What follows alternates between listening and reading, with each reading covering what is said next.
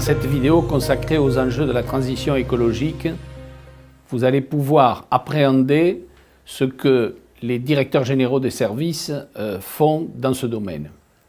Avec l'éducation nationale, les collectivités locales sont les deux institutions par lesquelles la transition écologique doit être diffusée et doit être appréhendée.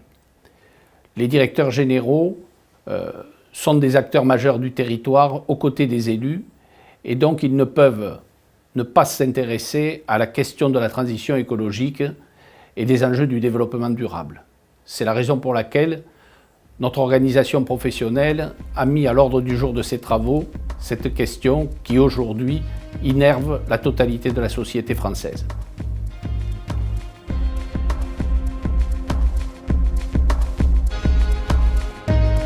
Bonjour à tous et à toutes et bienvenue sur la chaîne du SNDGCT.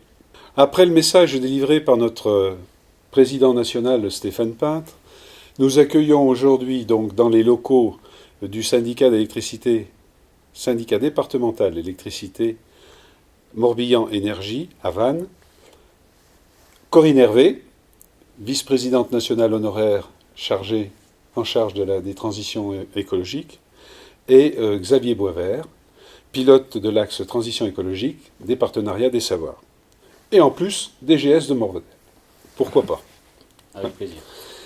Vous êtes tous les deux pilotes de l'axe transition écologique des partenariats des savoirs. C'est un axe aujourd'hui qui s'inscrit dans une démarche recherche-incitation initiée depuis quelques années, 3 ans je crois, par notre collègue Jacky Benamou, vice-président national en charge des partenariats. La transition écologique, c'est quoi? Elle nous concerne tous.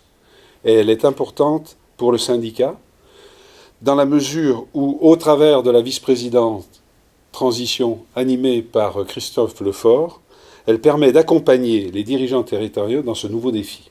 Cette vidéo marque aussi l'engagement du syndicat et est également l'occasion pour vous, intervenants, d'apporter quelques éléments, quelques enjeux dans cette présentation. Avec vous, donc, nous allons entrer dans le vif du sujet et dans le défi. Ma première question, Corinne, nous sommes en Bretagne, à Vannes, au siège du syndicat départemental d'électricité Morbihan Énergie. Pourquoi la Bretagne? La Bretagne est une région où la nature est remarquable, mais ses activités économiques, particulièrement l'agriculture, l'élevage, mais aussi le tourisme, impactent très fortement les milieux naturels. C'est donc une terre d'élection pour les politiques de reconquête écologique. La Bretagne est aussi une région très dépendante du point de vue de l'énergie, sans doute de par son choix de refuser toute centrale nucléaire, mais de ce fait, la transition énergétique qui est particulièrement importante et prioritaire. Et c'est enfin et surtout une terre d'innovation, d'intelligence collective et de solidarité. Xavier, et pourquoi ce lieu? Alors tout simplement parce que c'est le siège du SDE Morbihan Énergie. Et cet acteur, comme tous les SDE, c'est un acteur majeur de la transition écologique et notamment la transition énergétique. Et ce bâtiment plus particulièrement, qui est magnifique, hein, là le cadre est vraiment somptueux, il est à lui-même un projet de transition écologique puisqu'il a été pensé évidemment avec une énergie positive, hein, le bilan est à énergie positive, mais aussi avec une capacité de production de l'hydrogène qui sert à alimenter une flotte de véhicules du syndicat. Qu'est-ce qui vous fait présenter cette démarche à tous les deux? Alors pourquoi tous les deux?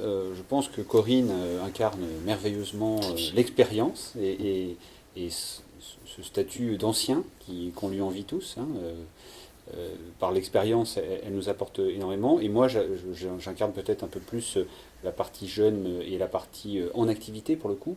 Et je crois que c'est la diversité des acteurs qui va faire qu'on arrivera à se mobiliser tous ensemble. Les anciens par leur expérience, le temps qu'ils peuvent nous consacrer aussi, qui nous manque malheureusement quand on est en activité. Les actifs parce que au travers du quotidien, au travers des actions qu'on mène, on peut avoir des expérimentations concrètes, on peut avoir aussi des retours du terrain. Et puis les plus jeunes, ils ont un regard beaucoup plus brut, beaucoup plus finalement parfois engageants que ceux qui sont déjà dans le système. Et c'est les trois catégories, jeunes, actifs plus expérimentés et les anciens très expérimentés, qui arriveront peut-être au travers d'un travail intergénérationnel à marquer le plus le fait de relever ou pas ce défi. Et vous, Corinne ? Pour ce qui est de la transition écologique, Xavier et moi avons bien l'habitude d'échanger, de partager et d'imaginer des actions en faveur de nos collègues DGS.